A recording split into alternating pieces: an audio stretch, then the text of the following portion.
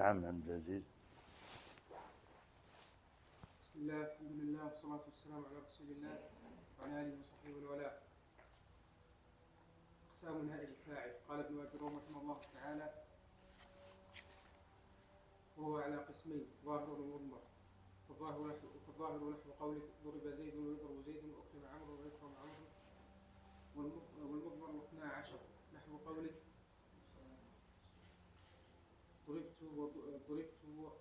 ضربت وضربنا وضربت وضربتي وضربتما وضربتن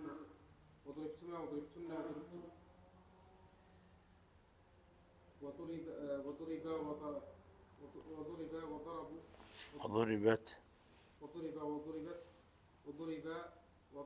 وضربت وضربنا. والباب المبتدأ والخبر. لا قف على هذا. نعم جمجيد الوقت له. بسم الله والحمد لله والصلاة والسلام على رسول الله. قال مأجور رحمه الله تعالى: باب المبتدأ والخبر. المبتدأ هو الاسم المرفوع العاري عن العوامل اللفظية، والخبر هو الاسم المرفوع المسند إليه، نحو قولك زيد قائم والزيدان قائمان والزيدون قائمون. والمبتدأ قسمان: ظاهر ومضمر. فالظاهر ما تقدم ذكره، والمضمر 12 وهي أنا ونحن وأنت وأنت وأنتما وأنتم وأنتن، سلام ورحمة. وهو وهي وهما وهم وهن، نحو قولك أنا قائم ونحن قائمون وما أشبه ذلك. نعم نعم. اقرأ عبد اليسر الوقت عشان ايه. بسم الله الرحمن الرحيم. الحمد لله رب العالمين، والصلاة والسلام على رسول الله. أما بعد، قال الشيخ محمد محي الدين عبد الحميد رحمه الله تعالى في كتابه تحفة السنية في شرح المقدمة الأجرمية، قال: وأما صفحة كم؟ صفحة 39. 39. نعم. قال: وأما الياء فتكون علامة للنصب في التثنية والجمع. وأقول قد عرفت المثنى فيما مضى، وكذلك قد عرفت جمع المذكر السالم. والآن نخبرك أنه يمكنك أن تعرف نصب الواحد منهما بوجود الياء في آخره. والفرق بينهما أن الياء في المثنى يكون ما قبلها مفتوحا وما بعدها مكسورا، والياء في جميع المذكر السالم يكون ما قبلها مكسورا وما بعدها مفتوحا. فمثال المثنى: نظرت عصفورين فوق الشجرة، ونحو اشترى أبي كتابين أحدهما لي والآخر لأخي. أحدهما لي والآخر لأخي. والآخر لأخي. فكل من عصفورين وكتابين منصوب لكونه مفعولا به، وعلامة نصبه الياء المفتوح ما قبلها المكسور وما بعدها لأنه مثنى، والنون عوض عن التنوين بالاسم المفرد. ومثال جمع المذكر السالم: إن المتقين لا يحسبون رضا ربهم، ونحو نصحت المجتهدين بالانكباب على المذاكرة. فكل من المتقين والمجتهدين منصوب لكونه مفعولا به، وعلامة نصبه الياء المكسور ما قبلها المفتوح ما بعدها لأنه جمع مذكر السالم، والنون عوض عن التنوين في الاسم المفرد. بسم الله الرحمن الرحيم. الحمد لله رب العالمين، صلى الله وسلم على نبينا محمد وعلى آله وصحبه أجمعين. اللهم علمنا ما ينفعنا وانفعنا بما علمتنا وزدنا علما يا رب العالمين. سبحانك لا علم لنا إلا ما علمتنا إنك أنت العليم الحكيم. قال المؤلف رحمه الله تعالى: وأما الياء فتكون علامة للنصب في التثنية والجمع. يعني أن الياء تنوب في النصب عن الفتحة، كما سبق أن الفتحة هي الأصلية، وهنا في المثنى تنوب عن الفتحة الياء، فتكون علامة للنصب في المثنى، وما دل على أكثر على 2 أو 2 زيادة ألف ونون أو ياء ونون. وكذلك في الجمع، جمع المذكر السالم، وما دل على أكثر من 2 زيادة واو ونون أو ياء ونون.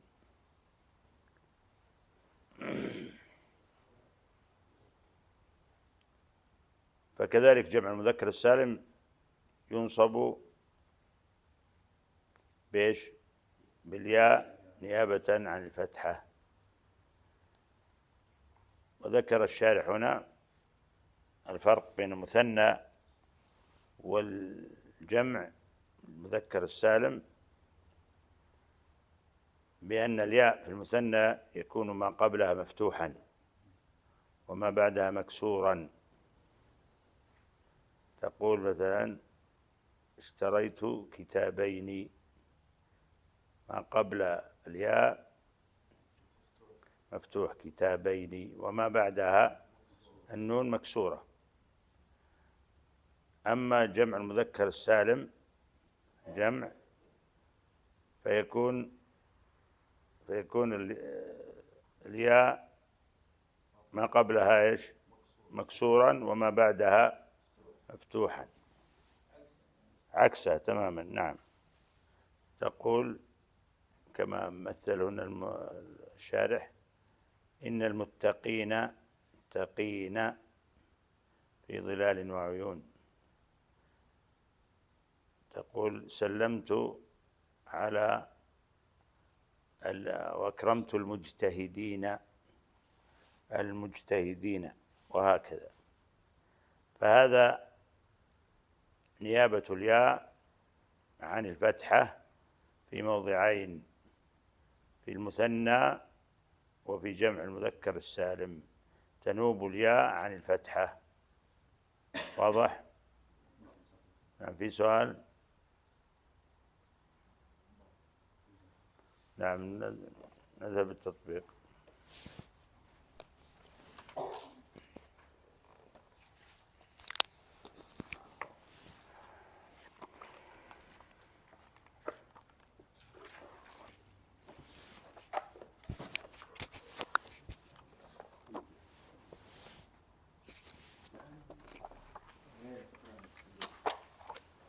نعم. نعم.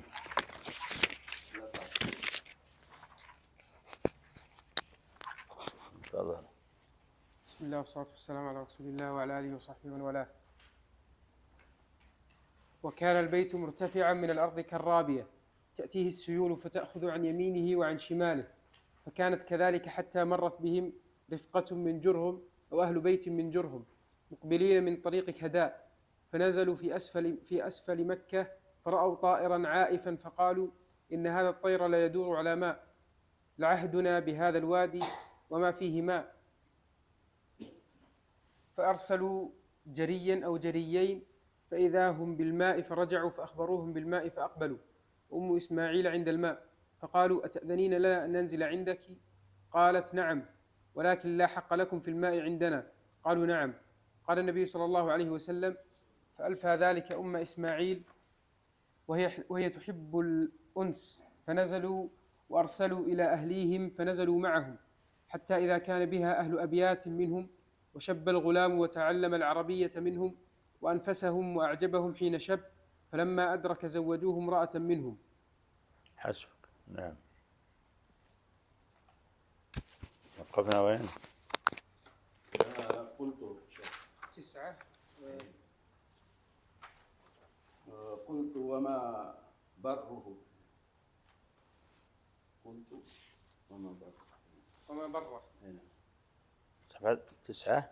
صفحة 9. 9 مقطع قبل الأخير. نعم. يقول عبد المطلب. نعم. قلت. نعم. قلت. فعل.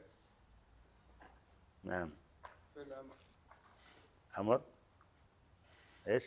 ماضي. إيه.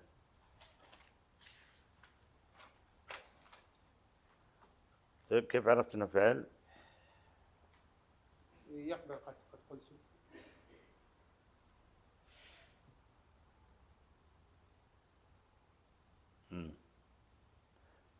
طيب. واتصل بتاء الفاعل. ها؟ الماضي حركة متغيرة ولا؟ ايش؟ الماضي الفعل الماضي قلت. ايه. حركة يمكن متغيرة ما في. كيف؟ يعني ايش تكون الحركة يعني يكون الضمة لأنه فيه اقترن به تاء المتكلم. قلت يعني المتكلم، تاء المتكلم هي الفاعل. قال قلت. نعم. طيب إذن فعل. طيب وما بره، وما يا نوح ما،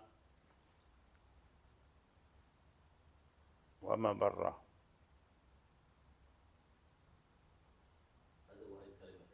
ها؟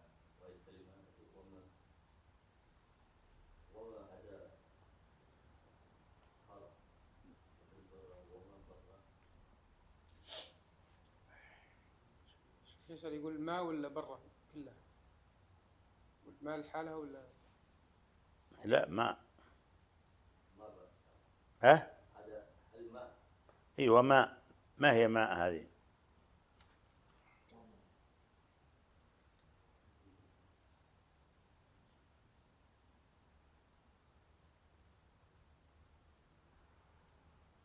هل هي اسم او فعل حرف؟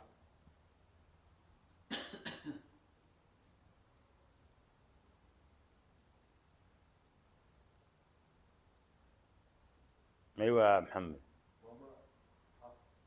كيف عرفت؟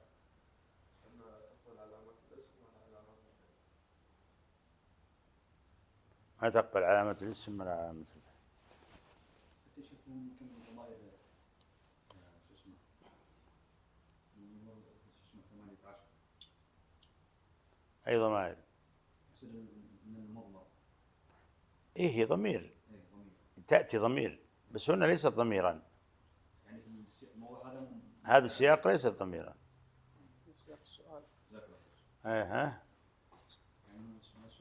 السؤال. لكن وما الآن هي لاسم ولا فعل ولا حرف؟ نوح ما أعطانا إجابة. محمد يقول إنه حرف، فما رأيكم؟ حرف يا شيخ. حرف. ها؟ حرف استفهام. حرف استفهام.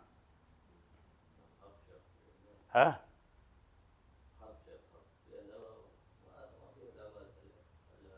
يعني توافق محمد أنت يا نوح، ليس فيها علامة الاسم ولا علامة. أيوة غيرت رأيك أنت محمد، ستقول شيئا. حرف.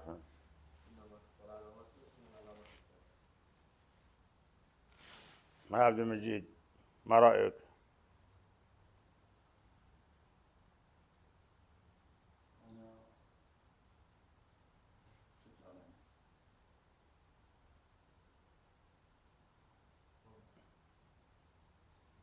حرف يا عبد العزيز ولا اسم ولا فعل؟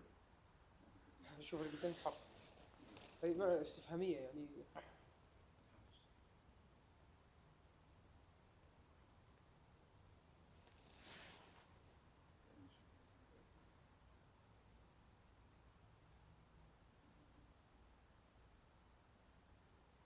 أيوة عبد إيه واو حرف يا شيخ. واو لا. حرف الماء هنا. الماء حرف استفهام يا شيخ. طيب ما يدخل عليه حرف.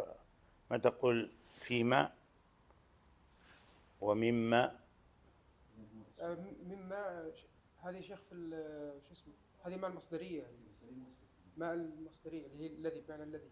مما من الذي وفيما في الذي،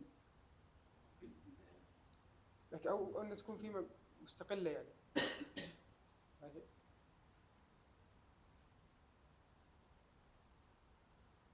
بمعنى آخر هنا شيء إيه. يعني ليس الاستفهام. هي استفهام هلا متفقة أن تكون استفهاما، هذا ما فيه كلام، بس هل هي اسم؟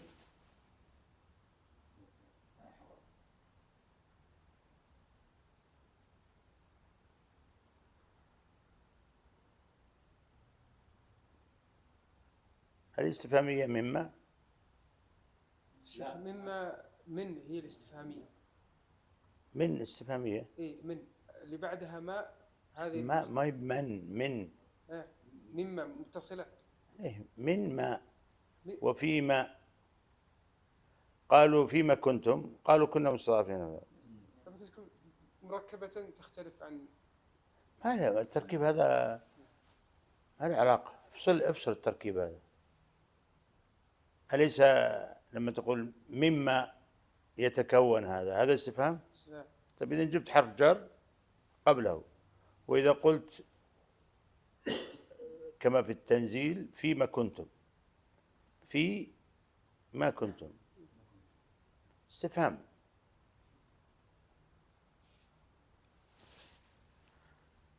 ولا لا؟ فهي اسم. يعني اسم استفهام، يعني يدل على استفهام، ليست حرف. ايه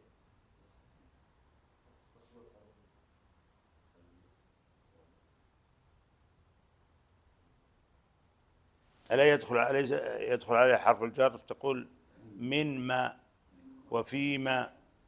عرفنا أن دخول حروف الجر لا تدخل على الأسماء. واضح؟ طيب برة يا عبد العزيز، برة وما برة.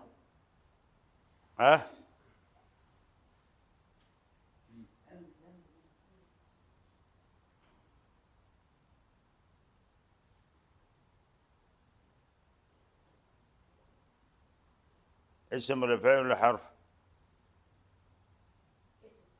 كيف عرفت؟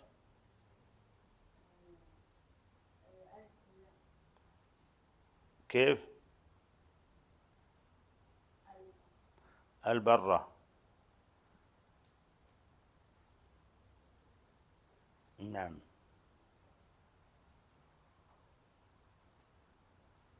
برة اسم يقول عبد العزيز لأنها يمكن أن يدخل عليها الألف واللام فتكون البرة، ويدخل عليها حروف الجر في برة ومن برة.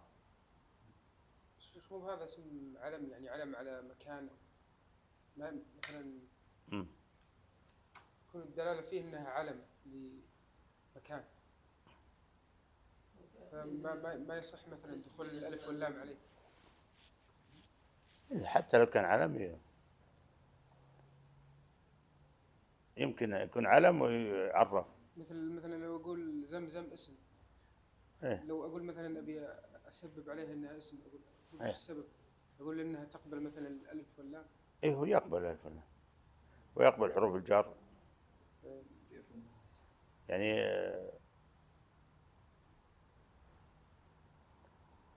هو العلم أنه عرف به، يعني اسم علم يعني أنه عرف، يعني معروف، ما يحتاج يعرف لأنه اسم علم. لكن مثلا لما تقول كرم فتقول الكرم فتعرفه، لكن هنا يقبل أيضا بعد ألف واللام يعني، ولكن هو لا يحتاج إلى التعريف لأنه معروف، ما يحتاج تعريف. بس ما يصير يوم نقول إنه نستدل عليه إنه اسم، وبالأفضل نجيب علامة ثانية مثلا. في علامات كثيرة يعني نجرب عليها أنه يقبل حروف الجر، يقبل التعريف، سلامته، أيضا مثلا النداء ينادى به، فهذا اسم إذن واضح. طيب بعده ثم ذهب، ثم نعم يا عبد المجيد. ثم حرف حرف عطف. حرف عطف. نعم. نعم. ذهب يا محمد فعل. من أي أنواع الفعل؟ من أي أنواع الفعل؟ فعل ماضي.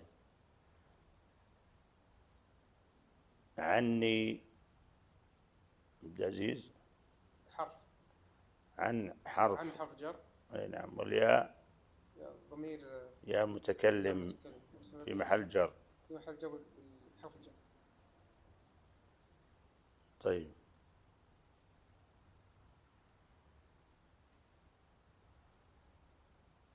فلما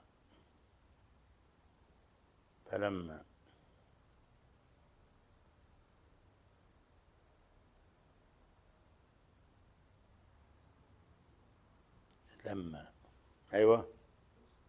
كيف عرفت؟ كيف؟ ها؟ لا هذه لما ما يبقى ما. شيخ هذه السياق هنا يعني تقبل أن تكون مثلا فلما في اللغة إيه؟ تقبل أن لما أي لم يكن لأن يكون أو كذا بالمعنى المعروف لها في اللغة، ومعنى ثاني بعد لما بالسياق هذا يعني، ولا لها معنى واحد؟ فلما كان غد. فلما كان الغد أي نفس ولما لما هذه إيش؟ ولما يعلم الله مثلا الذين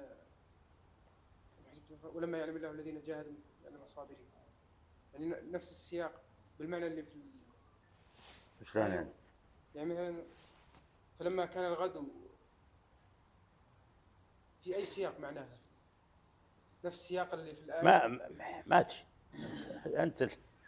أنت الجو. فلما حرف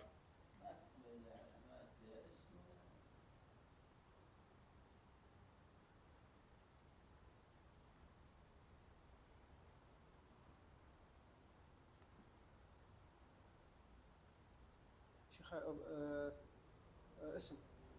كيف؟ ظرف. كيف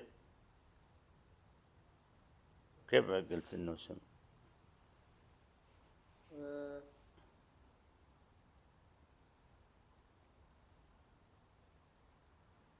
يقبل علامة الاسم.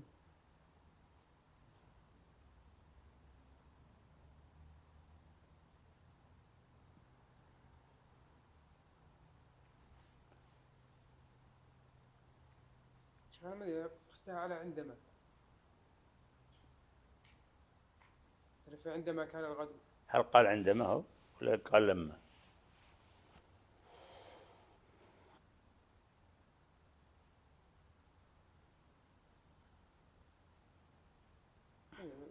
كأنها نفسها يعني السياق في اللي يريده هو في معناه ما أدري.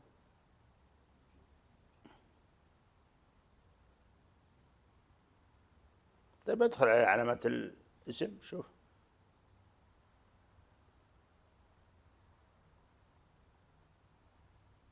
لا ما تصلح.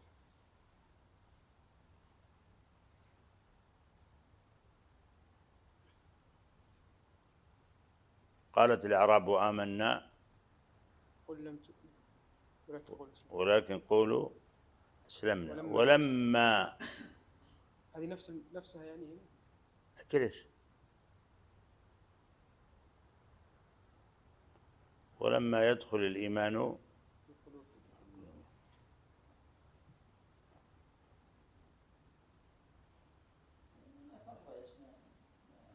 يعني أعطونا أنتم نفس الآية. أما حسبتم تدخلوا الجنة ولما يعلم الله. لا بس وكذلك. بالمعنى هذا. إيه؟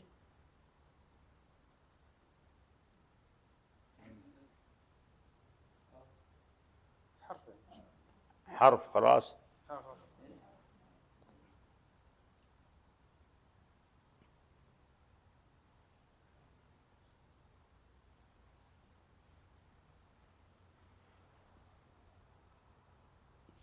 حرف ها ولا اسم؟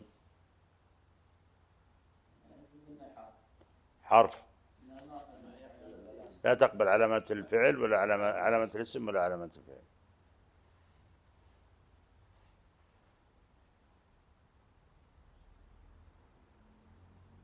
أيوة ما يقبل. لا يقبل مرت اللي هي في الجزم. أيوة لم ولما. ولما. طيب من أداة الجوازم هذه.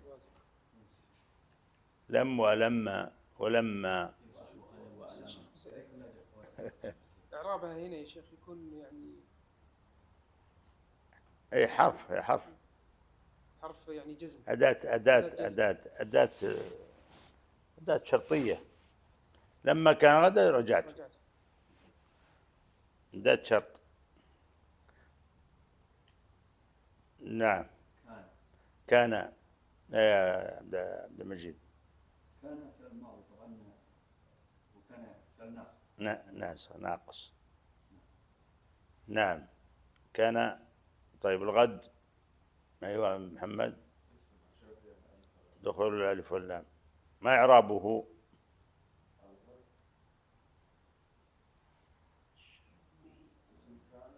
اسم كان. وإيش يصير؟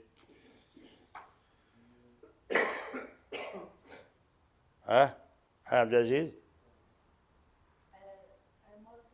مرفوع. اسم كان مرفوع صحيح. فلما كان الغد.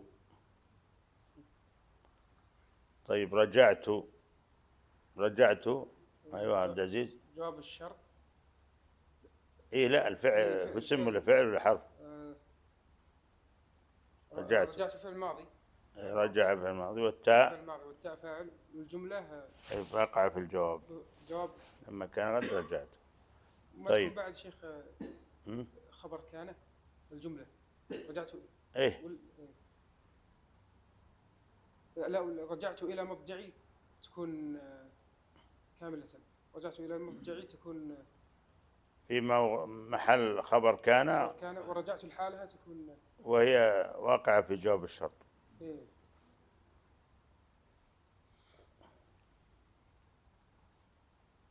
طيب إلى مضجع يا نوح. إلى مضجعي عيسى.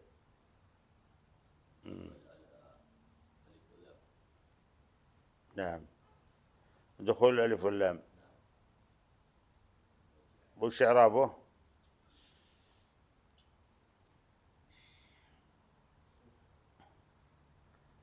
أيوة اسم مجرور علامة جره.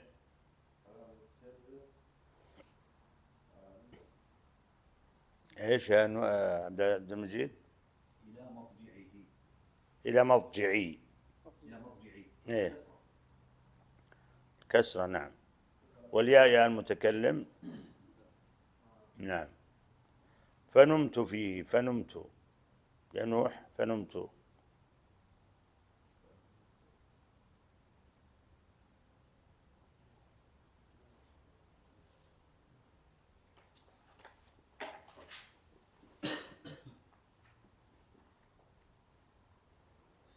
نمت مضموم يا شيخ. فنمت ولا فنمت؟ بالكسرة النون يعني. فنمت صح بالكسرة يا شيخ. إيه. نام ينام.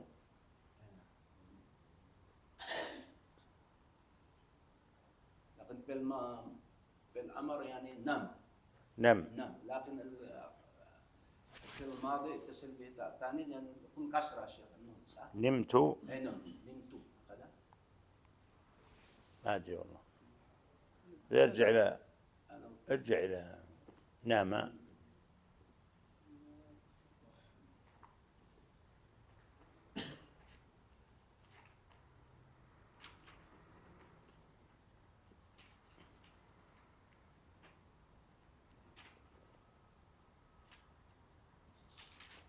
أيوة يا نوح. نمت ما صار. ماذا ما هي؟ نمت أو نمت.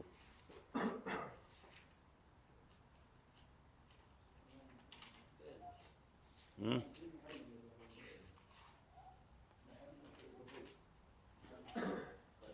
ماذا تكون؟ فعل ولا اسم ولا حرف؟ فعل يا شيخ. فعل. نعم. قد. نعم. تقبل قد نمت. نعم. وهي فعل وفاعل.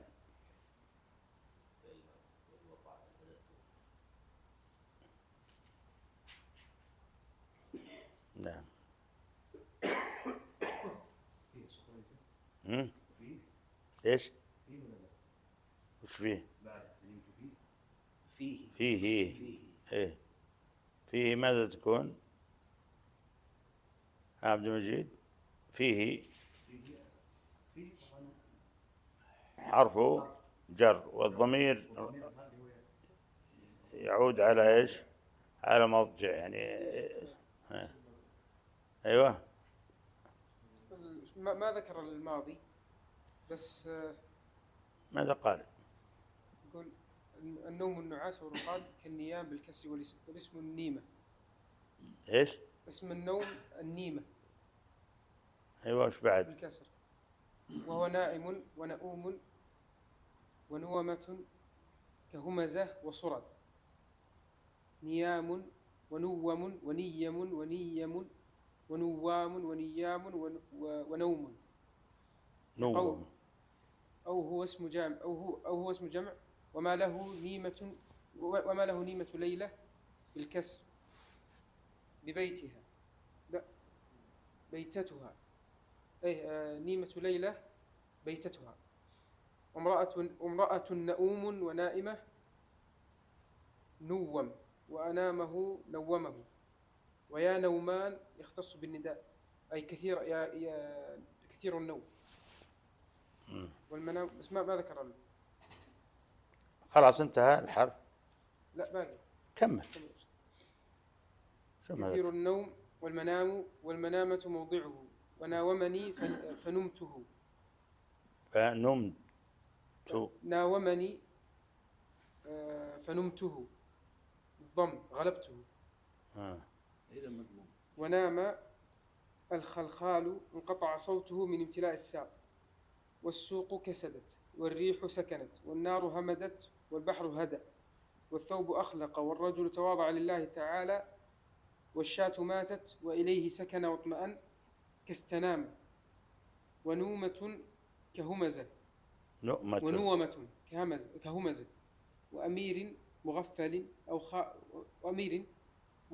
أو خامل ويأخذه نوام كغراب يعتريه النوم.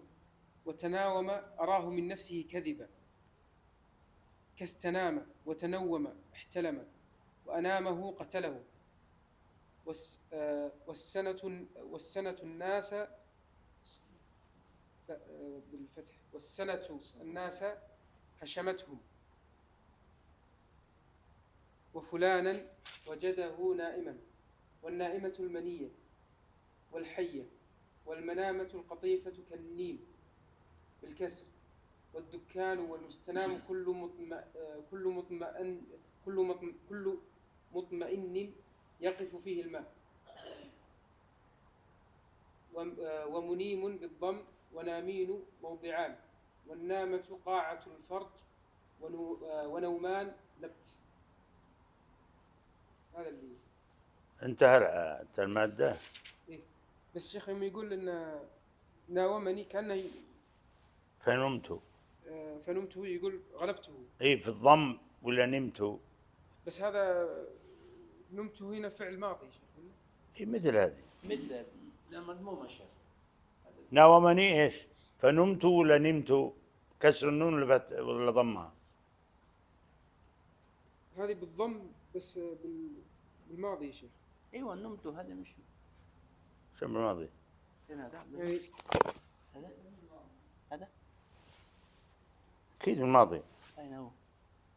بس هذا الشيخ يمكن يكون فيها المتكلم فنمته أنا، أما هذه فنمت أنت، يمكن تختلف. لا، هي عندنا فرجعت إلى مضجعي فنمت أو نمت. هذا نفس الشيء بالضم. لا، بالكسر نمت. عندك بالكسر ولا ضم؟ هنا بالضم. خلاص شلون بالسماع نمت يا شيخ. شو سمع؟ انت ترجع القاموس تذكر تشوف في أبيات بعد نمت تكون فيها نمت. وين عطنا. وما أذكر في بيت ما أذكر بس بداية نمت قرير العين مدري حولها. ما كيف عرفت انه بالكسر؟ نمت ونمت، ما الحركة يعني بالنسبة للوزن البيت ما يتغير. إيه لا بس أنا أذكر يعني أنت سمعت العرب يقولون ذلك كذا، أخذته من تلقيته من أفواههم. الحين القاموس بين يديك يقول نمت تقول لي نمت. يمكن عبد العزيز يقصد فنمت نوم قليل العين هانية. لا هذيك فأي صح فنمت نوم قليل العين هانية. فنمت ولا نمت؟ لا فنمت. من قال هذا؟ هذا شاعر حديث. طيب لو قلت أنا لك أنها نمت فنمت بضم النون تقول لي لا؟ أي لازم نرجع إلى هل هي نام ينام فتقول نمت أو نمت بكسر النون أو بضمها. اللي عندك هذا يبين لك القاموس، قاموس المحيط تشوفه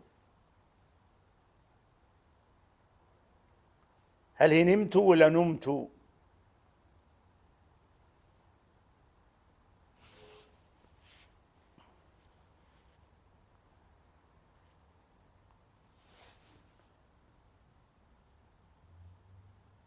ها؟ يا شيخ والله ها؟ أنا مصر على نمت يا شيخ. والله أنا يا شيخ مصر عليها. طيب ما ذكر لكن القاموس ما ذكر نفس ها؟ ما ذكر نفس الموضع، يعني ما ذكر نفس الحال اللي هي عليه.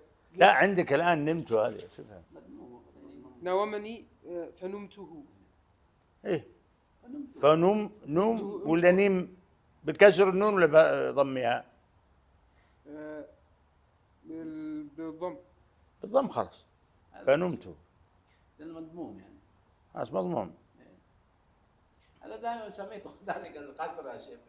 نمت. لكن الفعل أمر واضح يعني. نمت. لا النم يعني فعل نم. أمر متأكد يعني. هاي نم بالفتح لكن نمت ولا نمت. هذا الإشكال. الأخوان يقولون شو اسمه انهم يميلون الى كسر نمت. هذا سميته بعد الإيمان بالقارئ الشيخ بس. إيه لا هو لا. ها شلون؟ ما تأتي بالضم بالكسر. احنا يعني من قال بالكسر فعليه الدليل. غير الشيخ المعنى هنا ايه يقول فنمته بالضم أي غلبته. ايه مو بنفس معنى النوم المعروف، مو بنفس معنى نمت أنا.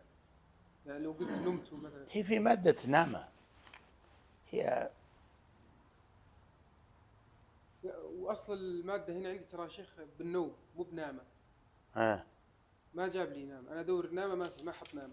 بس ما في نامة. ما في نامة يعني ما هي على التفعيل إلا لازم تجي. اللي عندي اقرأ أول شيء الكلام. هذا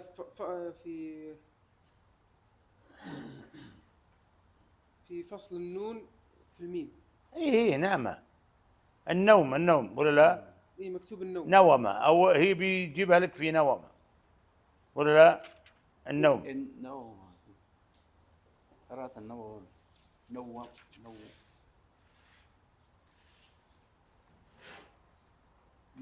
إيه نوم.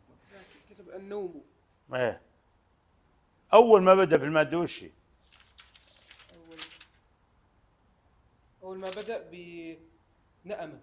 نأمة. جيد. إيه اقرأ.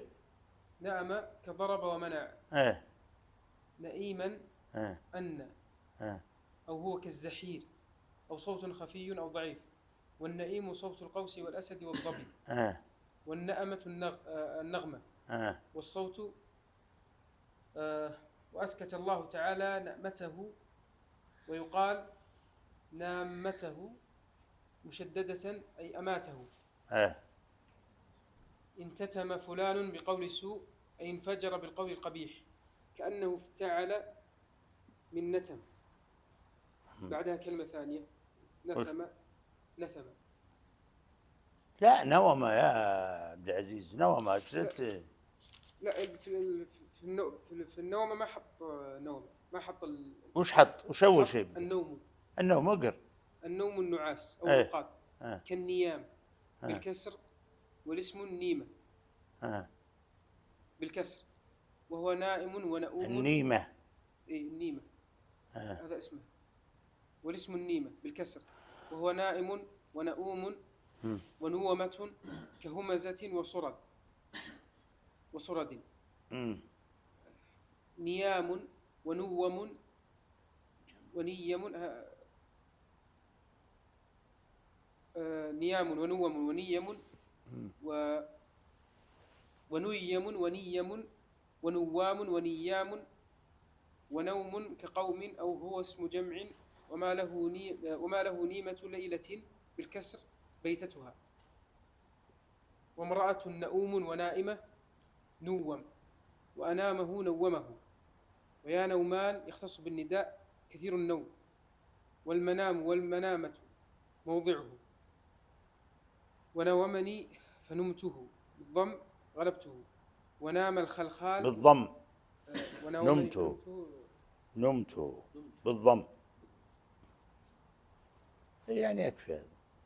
لا بالضم نام نمت ما بنمت نمت. نقف على هذا.